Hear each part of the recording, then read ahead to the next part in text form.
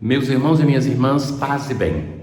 Com a antífona de entrada, nós hoje rezamos assim: Salvai-me, ó Deus, por vosso nome, libertai-me por vosso poder. Deus, ouvi a minha oração, escutai as palavras que vos digo.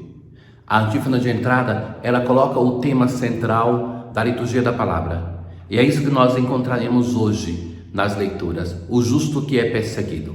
Um tema que é introduzido na Quaresma a partir de hoje, porque nós vemos nos textos do Antigo Testamento a imagem daquilo que vai acontecer com o justo por excelência, perseguido até o máximo, que é o Senhor Jesus, que nós iremos celebrar no mistério pascal.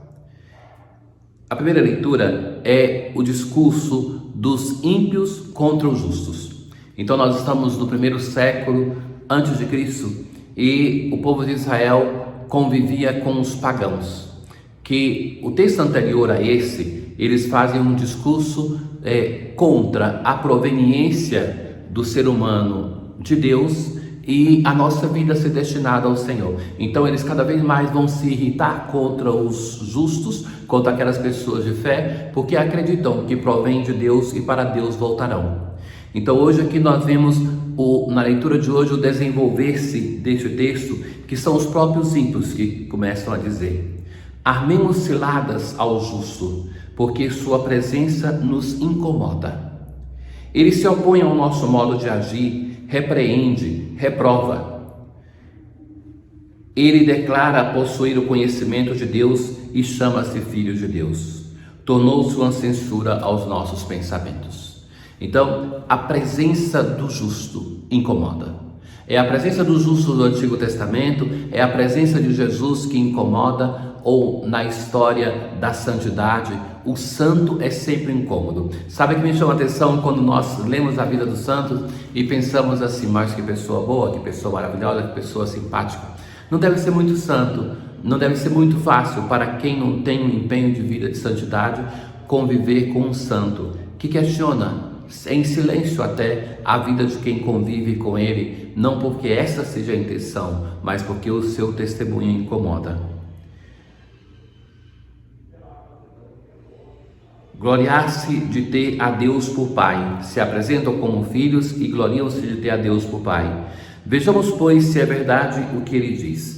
Se de fato o justo é filho de Deus, Deus o defenderá. Então veja que de uma calúnia, de uma falação, começa então um projeto de perseguição. Vamos pô-lo à prova com ofensas e torturas para ver se a sua serenidade e provar a sua paciência.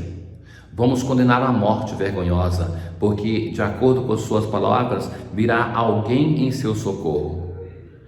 Assim é o pensamento do ímpio. A leitura se conclui. Ora, em tudo isso nós vemos uma preparação daquilo que nós estamos para celebrar na Sexta-feira Santa, a paixão e morte do Senhor. Depois está com o Senhor no túmulo. Mas Jesus é, por excelência, a realização desses textos que são vistos como uma figura, como uma profecia. É Ele o justo que sofre. É Ele o justo que, no Evangelho de hoje, nós estamos acompanhando, que é caluniado, que é reprovado e que já vai aparecer claramente um projeto de morte que vai ser realizado com a morte da cruz. Tais são os pensamentos dos ímpios, mas enganam-se, pois a malícia os torna cegos. Não conhecem os segredos de Deus, não esperam recompensa para a santidade e não dão valor ao prêmio reservado às vidas puras. No Salmo responsorial de hoje, nós temos essa confiança do justo que é aqui no Salmo 33 representada com diversas expressões. Do coração atribulado está perto o Senhor.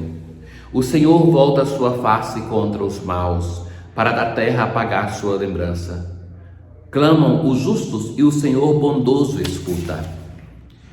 Do coração atribulado ele está perto. Muitos males se abatem sobre os justos, mas o Senhor de todos eles os liberta. Mesmo seus ossos ele os guarda e os protege. Liberta a vida dos seus servos. É essa confiança reiterada da pessoa que é perseguida, da pessoa que é justa, da pessoa que diante de Deus tem a consciência limpa e que sabe que o Senhor o protegerá, o Senhor virá ao seu encontro.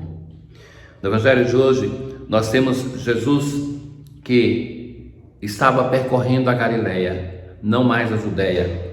Ele evitava a Judéia porque os judeus queriam matá-los. Nós já vimos isso nos textos anteriores.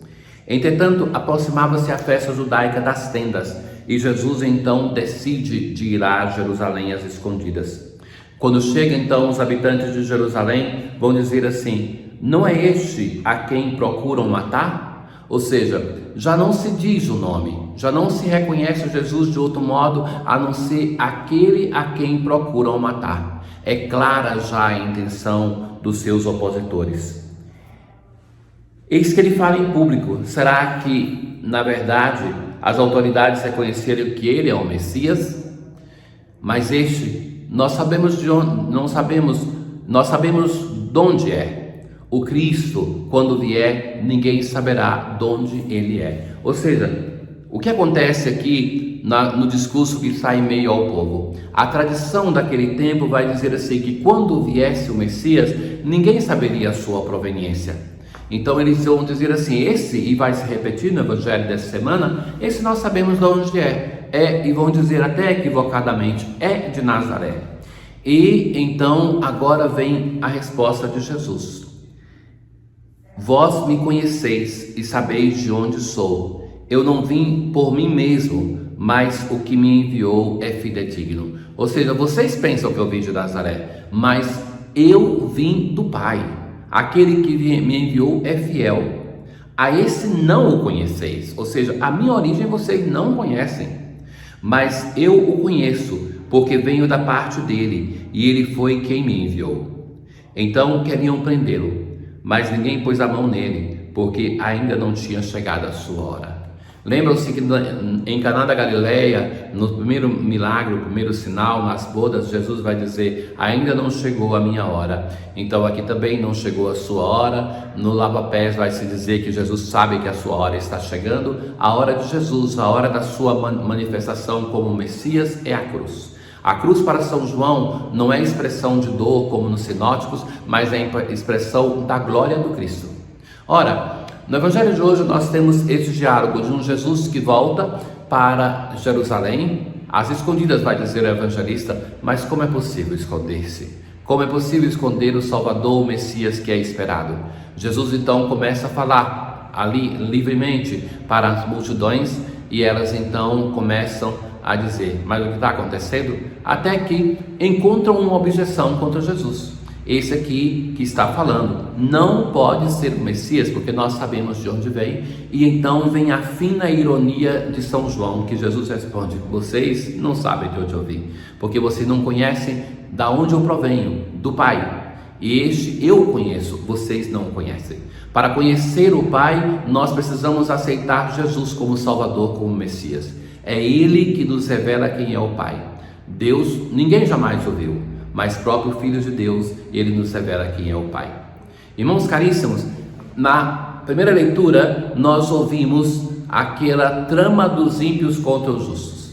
Contra os justos que eram os filhos de Israel, que viviam em meio aos pagãos e com o seu testemunho de vida incomodavam as pessoas que estavam ali. No evangelho de hoje nós vemos também Jesus que incomoda, mesmo querendo estar às escondidas em Jerusalém, ele é notado. É uma presença que questiona. Assim também deve ser a nossa vida.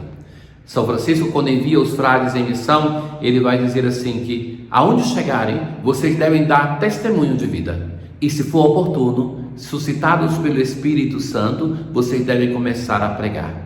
Então, o primeiro desafio da missão é aquele de testemunhar com a vida, na consciência que, e o Senhor Jesus não nos promete de modo diferente, que seremos perseguidos por optarmos por Ele. Seremos perseguidos, seremos caluniados, seremos levados até mesmo aos tribunais e à morte, mas que Ele não nos abandonará. O Senhor não abandonou o seu Filho.